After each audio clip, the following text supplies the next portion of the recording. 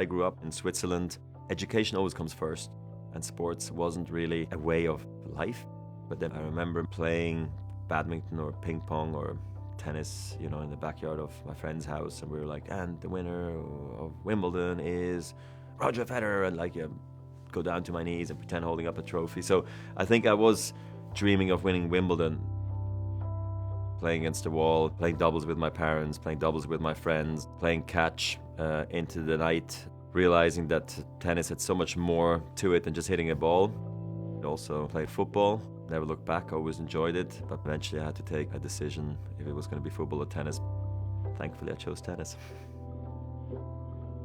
My first ever match, I lost 6-love, 6-love. I heard some rumors that maybe sort of the local federation, they were like, well, maybe he's not that good like we thought he was. I kept on practicing hard. I started playing more tournaments, started to become very successful, also even as a juniors, at least in my area. Nationally, I became junior Swiss champion for the first time when I was 12 years old. I was joking, put up a sign on the wall that said, Junior World Champion lives here. We were leaving the next day. The Swiss junior team, like when they knocked on the door of my sort of dorm, everybody was laughing. Then the national tournament comes around. I did one little tiny interview with the National Tennis magazine. And they asked me, would you ever go to the National Tennis Center? And I thought, well, I think it would actually be quite good for me, be part of the best group of the juniors. If I want to maybe become a professional tennis player, maybe that is the path I have to take. And off I went at 14 to the National Tennis Center. I was in a great family from Monday to Friday, and then I would only come home on the weekends, and I'd be incredibly homesick for the first 9 months. Results dropped, I lacked confidence, couldn't speak the language. I really struggled. Finally, the results started to come back, and I started to feel more comfortable, so it was quite a rough journey. I think those were maybe the two most influential years of my life, from 14 to 16, being away from home, persevering, and having that responsibility to figure out the things sort of on my own sometimes. I remember going to a dentist once, and he asked me, so what are you doing? And I'm like, well, I'm a tennis player now. He goes, what else? And I'm like, oh, just a tennis player.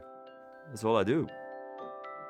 I realized, man, it's just playing tennis, Is this really enough? And I started really questioning myself. I thought that maybe I could be the next super tennis player from my country. When I was 16, Peter Carter joined the National Tennis Center, and previously I had worked with him at the local tennis club in Basel. He was a very important mentor, and if I play the way I play today, it's probably thanks to Peter. It was a very tragic accident that Peter passed away in a car crash on his honeymoon in South Africa that me and my family told him he should maybe do one day. Obviously the news totally shocked me and rocked my world. In some ways, it was a true wake-up call. This is sort of when I guess I shifted gears, and I just like, okay, well, let's get serious about tennis, very serious, and let's maximize my potential. I don't think I wanted to be wasted talent. I'll never forget what happened, and the way it did, but I'll forever miss him. That's clear.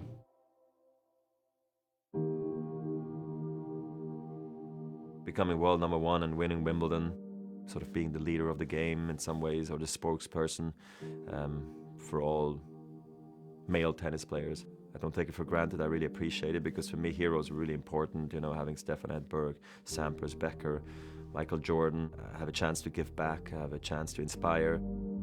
I don't know if I would do that much different. All I think I would have to know is that I actually have time. Everything feels like it's in fast forward. You gotta win tomorrow, you gotta win right now. You wanna learn something new, and it could be something totally away from what you're good at, if you're a good musician or tennis player for that matter. Or you wanna maybe spend a little bit more time with your friends or family and not look back and go like, maybe I missed too many things, maybe I sacrificed almost too much. And I believe in a very much a healthy balance. I'm actually not quite sure exactly why I succeeded as much as I did. You don't aim for 20 Grand Slams, or you don't aim for world number one anyway, not in my world, not in my normal upbringing. In Switzerland, I'm not sure if we dream this big, It's not something that happens quickly or easily. If you're passionate about what you're doing, you keep going, you keep believing, reach for the stars, and you're positive, and you surround yourself with the right people, and you really go for it. One thing I do believe in is not wasting your talent. You can always control, I feel like, your mind and your fitness and your best effort. If you do your best there, at least you have no regrets and you look back and you can be proud of what you achieved.